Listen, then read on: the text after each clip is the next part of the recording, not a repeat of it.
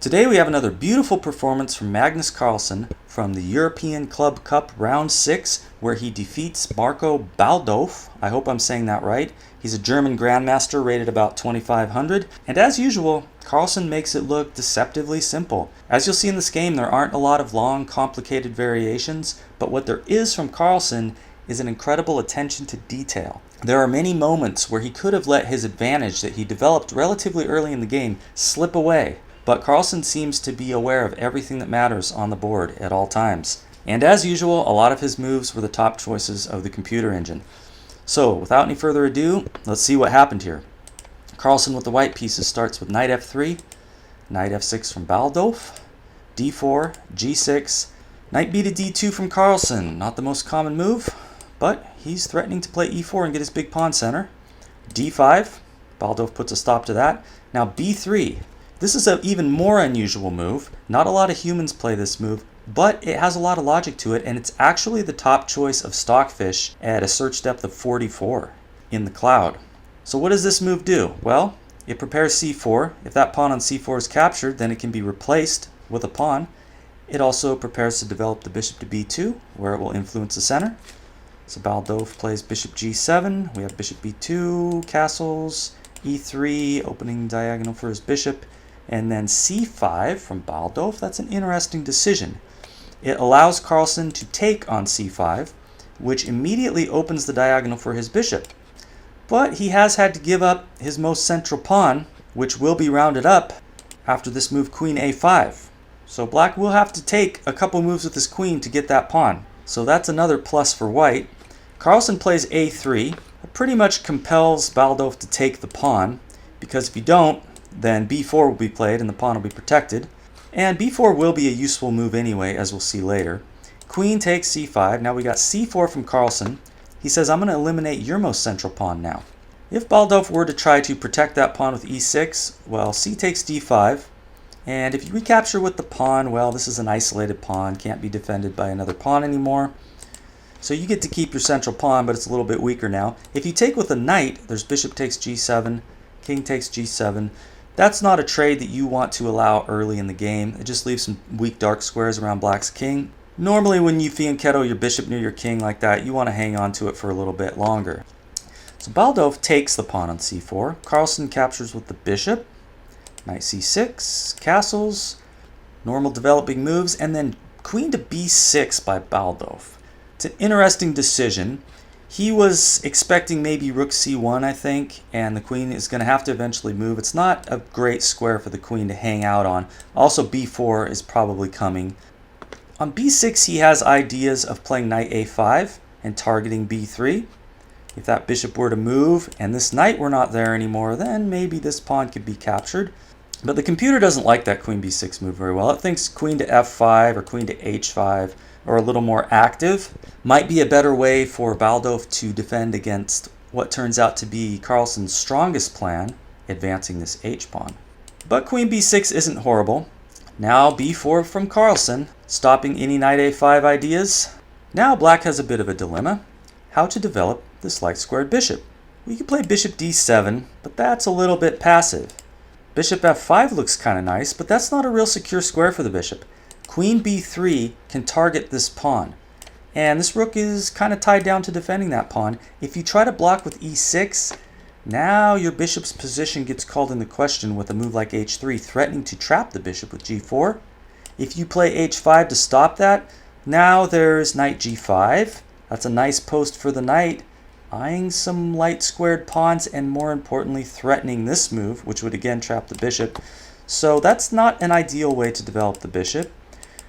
The best way, according to the computer, is this weird-looking knight e8 move, and now the bishops come in contact with each other. If white takes, knight takes g7, and now you're supporting this e6 square. After white makes some developing move, you got bishop to e6. And if bishop takes, of course, the knight is backing it up, so you don't have to weaken your pawn structure by recapturing. So according to the computer, the best plan is to try to get that bishop to e6. But Baldauf chooses another option. He plays bishop to g4, and we get h3 from Carlsen. So the bishop cannot stay there. So Baldauf, instead of moving the bishop to one of these inferior developing squares that we talked about, he says, okay, I'll just give up the bishop pair. It's the price he's willing to pay to solve the dilemma for how to best develop his bishop. So Carlsen takes with the knight. This allows knight to e4, since that square was not covered anymore. If instead you take with the queen to try to stop knight to e4, then there's knight d7, and a knight can hop onto this e5 square with an attack on the queen in a moment. So knight takes f3 was best. Knight to e4, and the bishops come into contact. So Carlsen takes on g7, king takes g7, queen to c2, attacking the knight. Knight d6, hitting the bishop. And now, where would you move the bishop? Carlsen chooses the correct square. He chooses bishop e2. He wants to keep protection over b5 because he knows that black would like to play a5, and he wants to respond with b5. That would not be possible if the bishop was not protecting the pawn. For example here, if black were to play this move, you could play b5. Of course you can't capture the pawn because, well, for one, there's just this queen b2 check, and you're going to pick up that knight. You're going to win a piece.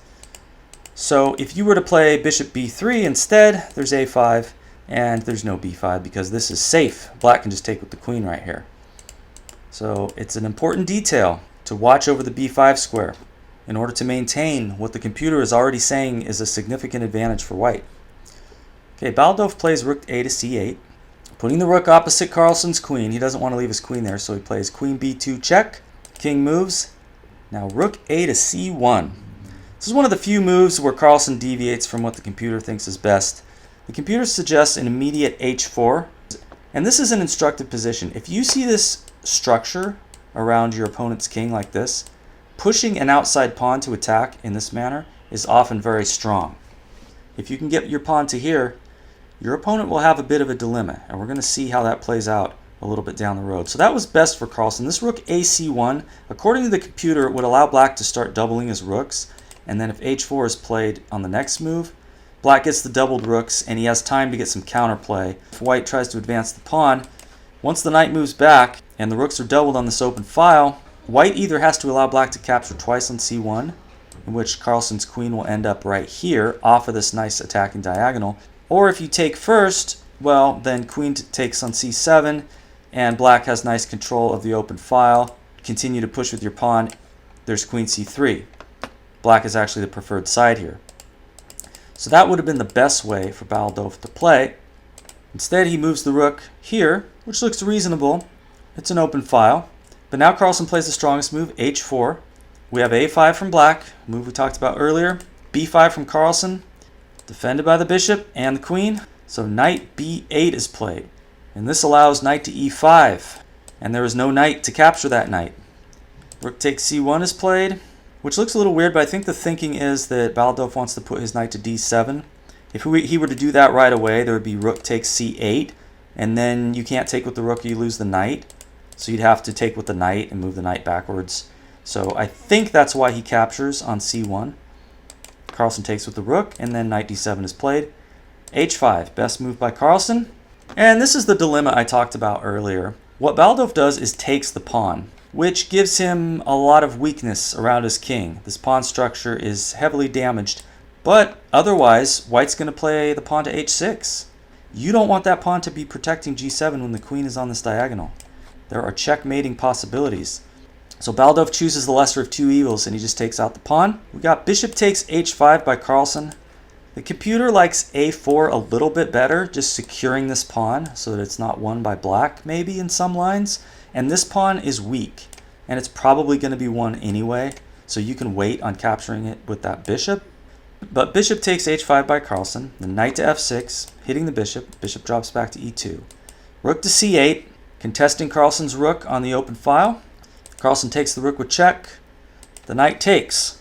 So it looks like maybe black might be okay here. I mean, a lot of pieces are coming off the board. He has some open space around his king, but is Carlsen still going to be able to win this with only a queen and two minor pieces? Yes, he will. Carlsen is in his element. He loves these kinds of positions. He only needs a slight advantage. But he has more than a slight advantage here. The engine's saying 0.75 in white's favor. c4, hitting the queen. Queen moves to c7. Now we got queen d2, hitting a5. Making a lot of good moves with tempo. b6 defends the pawn. Now we got queen d4, targeting black's weakest pawn. Now the queen and the knight are tied down to defending that pawn, since it's targeted with white's queen and knight. King g7. This is a self-pin of the knight on f6, but maybe Baldauf thinks that knight needs some protection. Is there a plan to make this move? I'm not sure.